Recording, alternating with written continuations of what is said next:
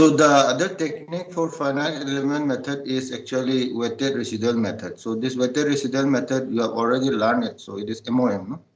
In MOM you use weighted residual method.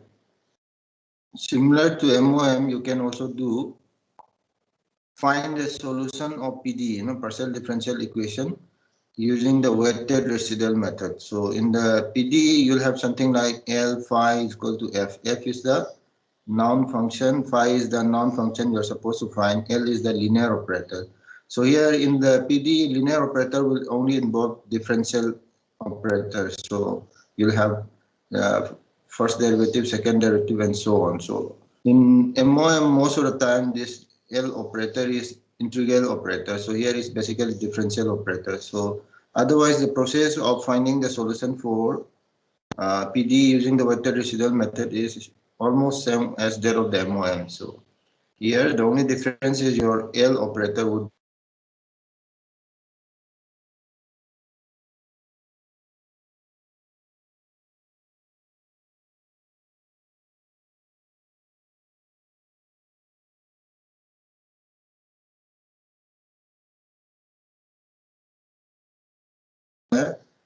linear approximation of non-basis function. So basis function I will denote it by Bj.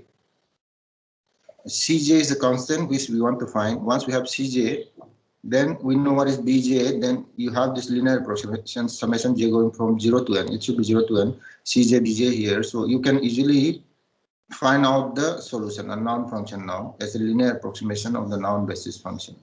So Bj is the z basis function, Cj is the noun constant you are supposed to find using the weighted residual method. As usual, what do? You substitute. So we call this equation 1 and equation 2. So we substitute equation 2 to equation 1, and after doing that, we actually integrate this with respect to the weighting functions, wi. So that's called testing function also, weighting function also. Usually you do in MOM also. You multiply this equation L into phi. Phi has been replaced by the linear approximation of the a noun function in terms of basis function, non-basis function. Then you multiply by the weighting function and integrate over the solution domain. This is what you are getting. Both sides you are doing. Right side also you multiply the function, non-function with wi and integrate over the solution domain. And one of the most popular method in MOM or weighted residual method is you select wi is equal to bi. So weighting function equal to the basis function. In that case, you can simplify the above equation like this: summation j going from 1 to n. Cj is the constant. You see this summation here, summation j going from 1 to n. Cj, you can take it outside. It should be j from 0 to n. So you can take this summation outside because this is independent of the integration. So Cj is a constant, you can take it outside the integration. Then what remains inside the integration is Bi, linear operator operating on Bj. So these are the basis function, then you integrate it. Similarly, right hand side, you multiply the basis function or the testing function with the function, noun function, and you integrate it. Where I is going from 1 to capital.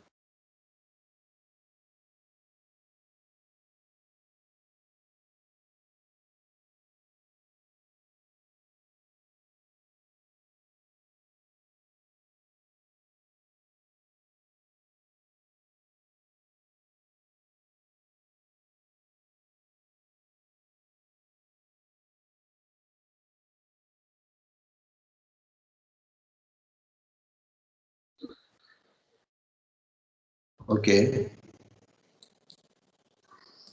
There was some net issue. Okay. So this Z matrix, then C vector and the K vector. So Z matrix will have components of the form Zij is equal to integration of Bi, linear operator operating on Bj, integration over the solution domain. And this K vector will have Ki as integration Bi f d omega. So these are the way for finding Z and K. Once you have Z and K, you can find out what is the C vector. So let us take one simple example. Let's say we consider 1D boundary value problem defined by Helmholtz-Webb equation. So Helmholtz-Webb equation, we have solved it. And here what we are going to do is we have to find it for 1D case. So Helmholtz-Webb equation for 1D case is del square phi by del x squared plus k square phi is equal to fx. In the region, we are finding the solution region 0 to L. X is from 0 to L. So this is the Helmholtz equation, and we also have boundary value problem. So what is the boundary conditions? Let us consider a very general boundary condition here. We assume that phi at x is equal to 0 is equal to p, and d phi by dx plus gamma phi at x is equal to L is equal to q.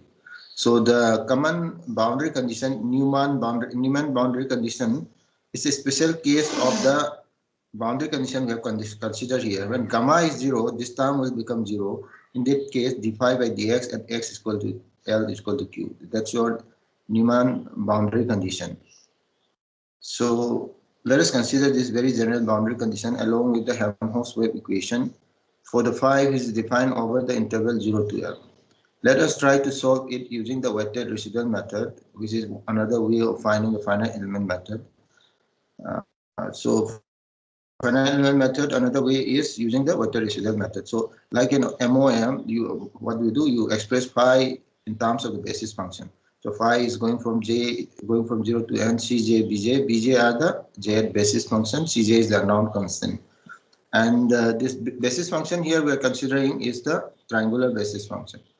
Okay, so first thing first, let us try to subsection the solution space. So the interval is x going from 0 to x going to L. So we will actually subsection into m elements, 1, 2, 3 up to m minus 1 into m elements. And nodes we are numbering as 0, 1, 2, 3, n minus 2, n minus 1, n. So this is how you subsection the one-dimensional solution space into linear elements. First linear element, second linear elements, and so on. Line segments. And for every line segment, we'll actually assume some basis function. So the basis function we're considering now is the triangular basis, piecewise triangular basis function. You have already seen this in the MOM.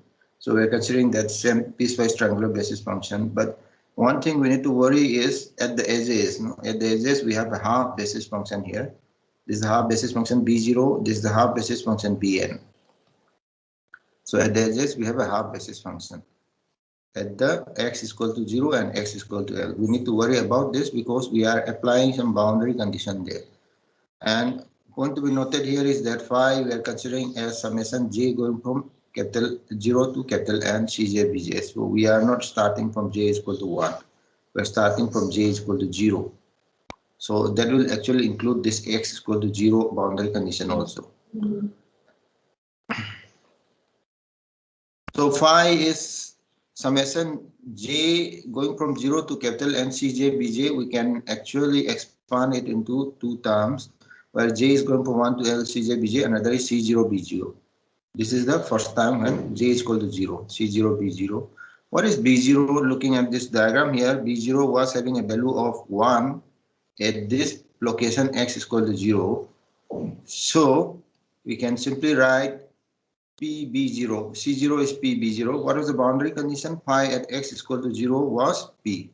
Phi at x is equal to 0 was P. So in order to satisfy the boundary condition, we will actually write phi as summation j going from 1 to capital N Cj Bj plus P B0. B0 is having a value of 1 at x is equal to 0. That was the half basis function we considered for the B0.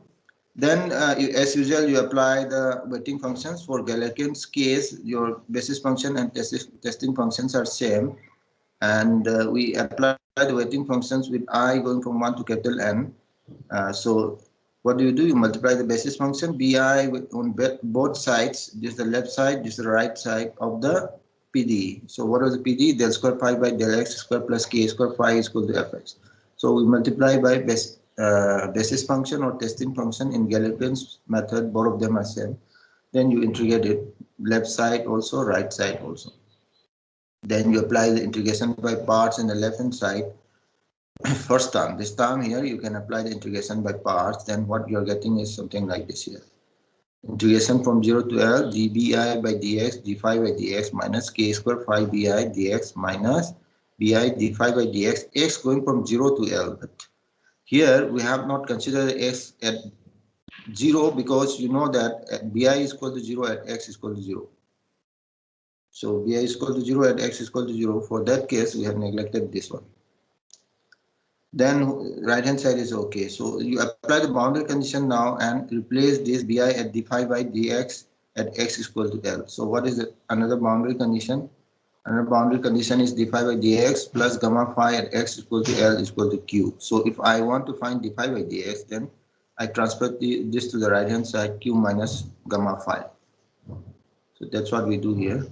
So bi q minus gamma phi at x is equal to 0. This term has been replaced by this by applying the boundary condition. So finally, we write the matrix form of the equation J going from 1 to capital N, J I J C I C J equal to K I going from 1 to capital N.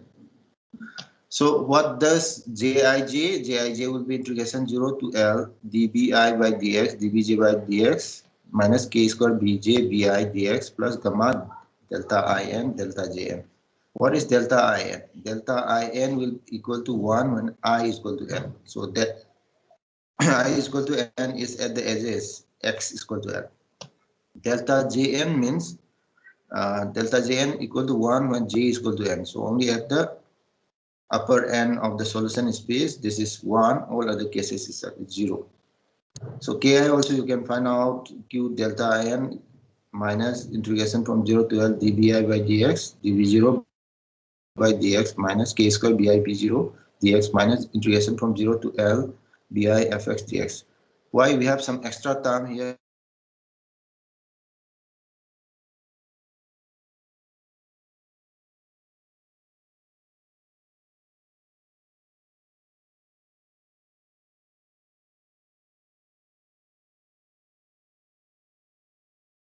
I and the bj.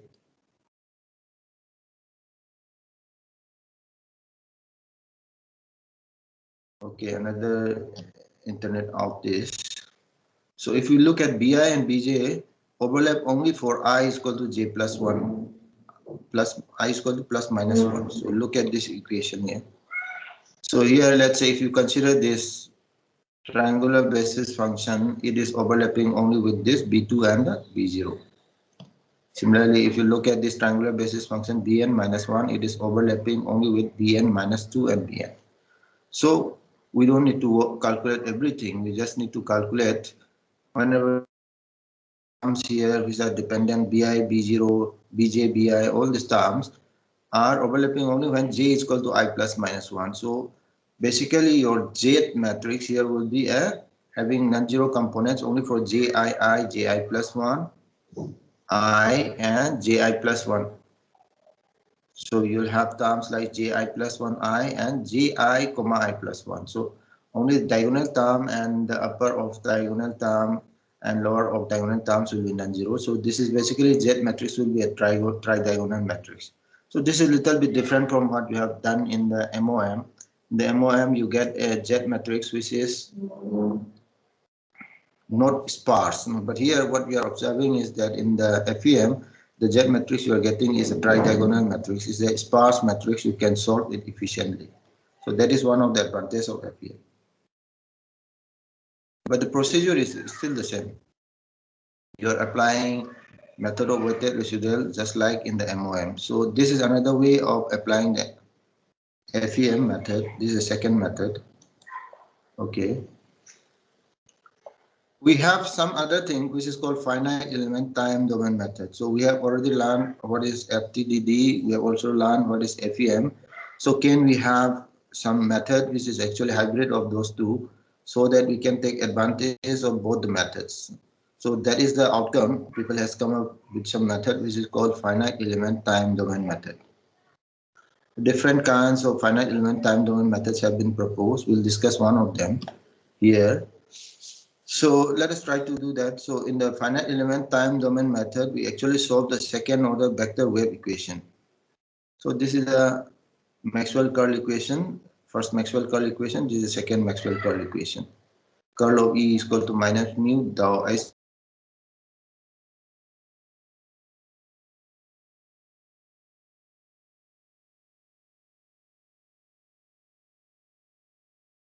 Then we'll have impressed current here. So this J is the additional term, which is actually the source we are additionally giving to the system. So you divide this whole equation by epsilon, then what you have is curl of h by epsilon equal to j impressed by epsilon plus dou e by dou t plus sigma by epsilon b. I've just divided epsilon everywhere in this left hand side and right hand side of this second Maxwell curl equation. Then you again take the curl of that. So curl of whatever expression we have just discussed now, then what you have is curl will operate on the left hand side, curl will also operate on the right hand side. First term will become curl of j impressed by epsilon, second term will become del by del t of curl of e, third term will become sigma by epsilon of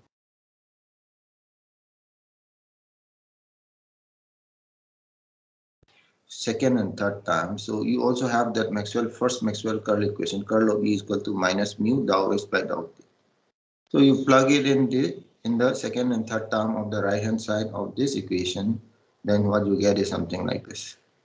And you also know that this curl of H, by applying the vector identity, curl of H will be del dot H minus del square H. Del of H, divergence of H is always 0. That is one of the Maxwell equation. Then you simply have minus 1 by epsilon del square H. So this is what you are finally getting it. So this equation you can simplify. So you can also transfer this second and third term to the left hand side. Just give the impressed term in the right hand side. That is the source. You transfer all the terms, second and third term of the right hand side to the left hand side. This is what you have. And again, you can simplify this first term on the left hand side by using the vector identity. It simply becomes minus 1 by epsilon Laplacian of H. Just replace it. You have a negative sign here, multiply negative sign everywhere. So finally, this is what you're getting. 1 by epsilon Laplacian of magnetic field minus mu times double derivative, partial derivative of magnetic field with respect to time minus sigma mu by epsilon, partial derivative with respect to time of the magnetic field equal to minus curl of impressed current density divided by epsilon. Let us simplify this equation further by considering the TEZ case for the 2D case. TEZ case means transverse electric jet. That means, let's say wave propagation is along the z axis, electric field will not have any jet component. So if electric field doesn't have any jet component, but magnetic field may still have a jet component, Hz. So if we want to write this equation for Hz, this is what we are getting for the TEZ case, 2D case.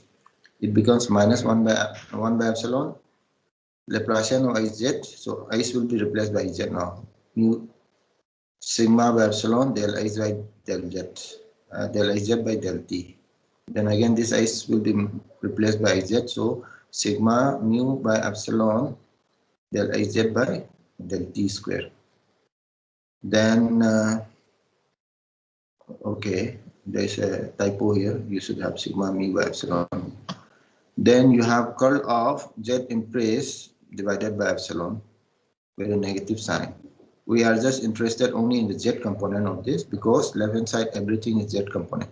So this vector wave equation will reduce to a scalar wave equation when we consider TEZ case for 2D region.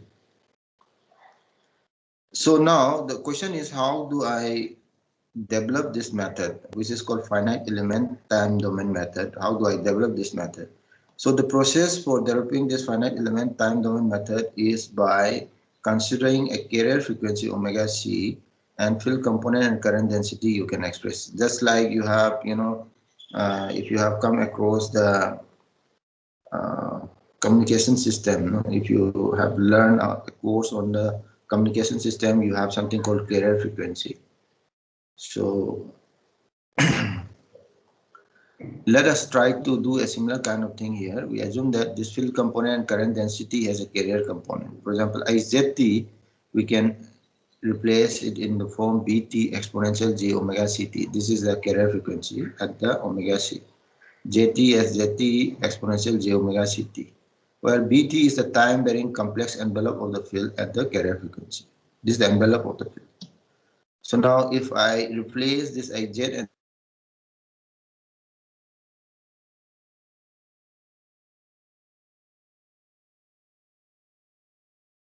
IZ, I replace it by BT exponential j omega ct. Right hand side also we have J impressed. J impressed, I will replace it by JT exponential j omega ct. So let us try to find out all this term, simplify it to get the finite element time domain method. So just before that, let us try to do differentiation, partial derivative of bt exponential j omega ct. So this first term, bt is also dependent on time, exponential j omega ct is also dependent on time. This is a product of two functions, so I'll do partial derivative with respect to bt first, take exponential j omega ct minus outside and do derivative, partial derivative with respect to bt first. Then I take out bt, then do partial derivative with respect to exponential j omega ct. I get j omega c exponential j omega ct. But in the expression we have double derivative, del square by del t square. So let us do differentiation of this again. So I will have four terms here. First term is exponential j omega ct del square by del t square of bt. Then j omega c exponential j omega ct del by del t of bt. So this will give me two terms here. This will again give me two more terms, bt j omega c whole square exponential j omega ct plus j omega c exponential j omega ct del bt by del t. So we'll have four terms when I do the double derivative with respect to time. How about this Laplacian? Laplacian is a operator which is dependent on space. This is completely independent of time. So this exponential j omega ct is totally dependent on time. So we can take it outside. But bt has space dependent also. How is the variation with respect to space? Here, similarly, curl of jt exponential j omega ct, you can take out exponential j omega ct outside, curl of jt only, because j is still dependent on the space. But this exponential j omega ct is totally dependent on time. So curl will operate only on the jt. Here also Laplacian will operate only on the bt. So plug in all those terms in the previous equation. After making this simplification, what we have here is something like this, where we have defined one constant here, alpha is sigma by epsilon. So you can plug it in the previous equation, this derivation, simplifications, this is what we are getting. As usual, what we want to do is we want to express this in a matrix equation, or we convert this differential equation to a matrix equation so that we can solve it. So what do? We actually multiply with the testing function, and usually for the Galerkin's method, testing function is equal to the basis function. So we multiply with the testing function here and integrate it. This is what we have here. Left hand side, right hand side, we multiply by the testing function. I will denote the testing function by t here. T as a testing function. Both left hand side and right hand side are multiplied by testing function and integrate it. Just before that, let us try to make some simplification here. Gradient of t del b is equal to gradient of t, so this gradient will operate on this t, then gradient of t dot product with gradient of b. Or you can take this t outside and let the gradient operate on the b with the negative sign here. This is a vector identity. So if I want to find t Laplacian of b, then it would be, you take this to the left hand side, what you have is gradient of t minus dot product with gradient of b minus gradient of t del v here. So now look at this term here. So this is a surface integration term. You can actually convert into a line integration term. So let's say you consider a line integration of this surface integration over the contour gamma, then this del will go away. It will become t del b dl here. This becomes a line integration. Though these things you can prove it in vector analysis. So using this formula, I can replace t del square b ds as del t dot product with del b, t del dot del b dl over the line integration gamma. Let's do that. So this term I will replace it now. This term here, this first term, I will replace it by two terms here. This term and this term. So first term is this. Second term with a negative sign, I will transfer it to the right hand side. It will simply become now 1 by epsilon r t del b by del n dl. N is the normal to the interface. dl is the contour integration over the contour gamma. Now if we consider PEC or PMC, in that case, this t or dv by dn, either one of them will be 0, then this term will go away. So we'll have only this term and this term. So finally, if you consider Galerkin's method, then your testing function is equal to the basis function. We will have the matrix form of the ODE we have considered. Ordinary differential equation we have considered. Matrix form representation is now. Let us try to find which term is giving me this. So del square by del t square term, del square by del t square bt t here. So this term is giving me this. And this term here, del by del t of btt, this will give me this term here. Then this term here, SB, we have B here also, we have B here also. This term will give me SB. And this final term will, F will be given by this right hand side term. So let us try to find out what is the T matrix, B matrix, S matrix, and F matrix. We have OD in the matrix form. So this is the equation we have considered. Let's say if I want to find the T matrix, then I have to look for this term here. This term here is minus mu r by C naught square. You have BT also, you have T also. BT, I will actually use linear approximation of BT in terms of non-basis function or weighting function. So BT would be replaced by Wi. Let's say T is replaced by Wj. So we'll have Wi, Wj, ds, mu r by C naught square. That will give me Tij. This term will give me Bij. So Bij would be alpha plus 2j omega c. Alpha was sigma by epsilon. And what do we have here? We have Bt also, T here also. So Wi, Wj, ds. We have mu r by c naught square also outside. So this will be multiplied here. So this will give me Bij. How about the Sij term? Sij term will have this term here. So minus mu r by c naught square, we have transferred everything to the right hand side. Mu r by c naught square omega c square minus j alpha, this term here. Outside we have btt, so that will be wi wj. But how about this term here? We have 1 by epsilon r here, and we also have delta t dot with del b. So that would be del of wi dot with del of wj. How about this last term here? This would be 1 by epsilon r wi, because you have t here, t will have wi curl of j. Only the z component we're interested, you integrate it. So you can find out all this matrix and you can solve it. But then there's some problem with this. There's some instability observed in the time domain finite element method. So how do we overcome that? So there's some instability, it's not stable. So how do we overcome that? We usually use something called NB formulation, Newmark beta formulation. It was suggested to solve this kind of time domain finite element method. If we follow it properly, then it will become unconditional. So let's look at del square b by del t square. So you know how to do it now. How is the finite difference approximation for this? This will be 1 by delta t square bn plus 1 minus 2bn plus bn minus 1. dv by dt will do it over 2 time interval, 1 by 2 delta t. It will become bn plus 1 minus bn minus 1. So del square b by del t square del b by del t, this is there in the equation. So del square b by del t square del b by del t. We also have a b here.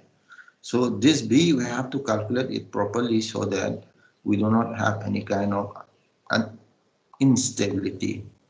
So if we want to have unconditionally stable, we actually apply this Newmark beta formulation. In that bn is actually expressed as beta bn plus 1 minus 2 beta bn plus beta bn minus 1, where bn is basically bn delta t, is the discrete time repetition of beta and bt. And beta is a constant that has to be chosen properly. You can make a study of what is the effect of beta on the finite element solution.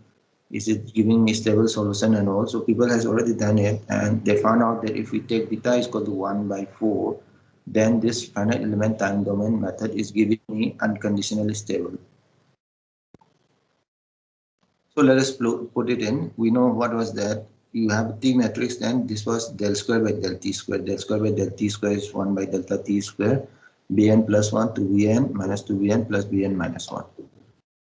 Then we have B matrix. Then we have del B by del T. Del B by del T, we have just find out 1 by 2 delta T. This is a finite difference approximation, Bn plus 1 minus Bn minus 1. And Bn, we actually find out like this in order to have unconditionally stable finite element time domain method. This is the S matrix.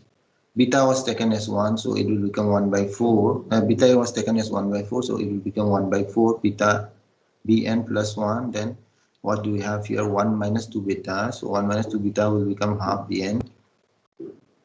You have again beta here. Beta is 1 by 4 Bn minus 1. Then you have the F matrix equal to 0. So you have the final expression here. We can actually combine the terms which are Bn plus 1, Bn and Bn minus 1.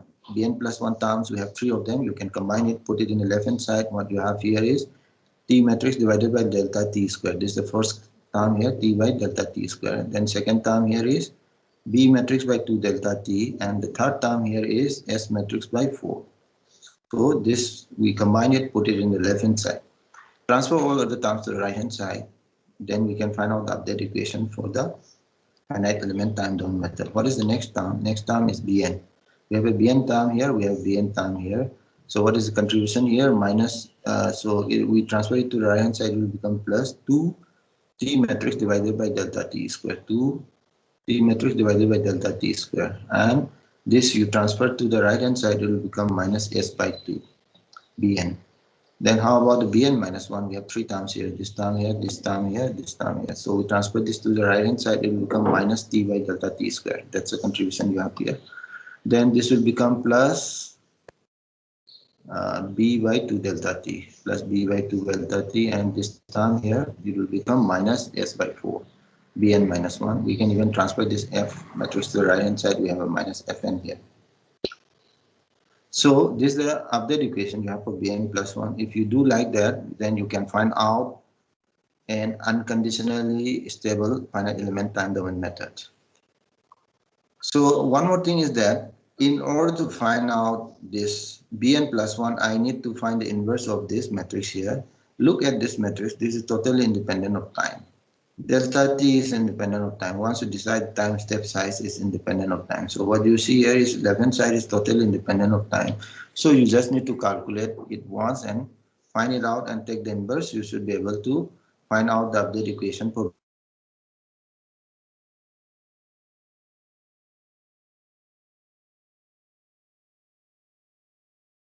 up here.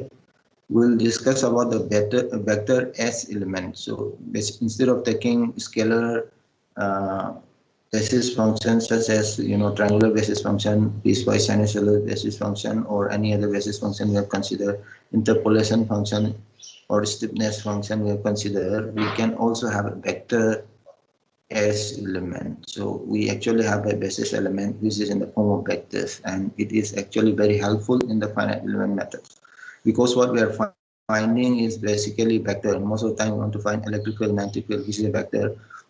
But let's say if our basis function itself is a vector, then we can easily do the finite element solution of a vector wave equation or something like that. So that we'll discuss in the next class. So okay, I will end up here today so that we can discuss if there is any kind of doubts.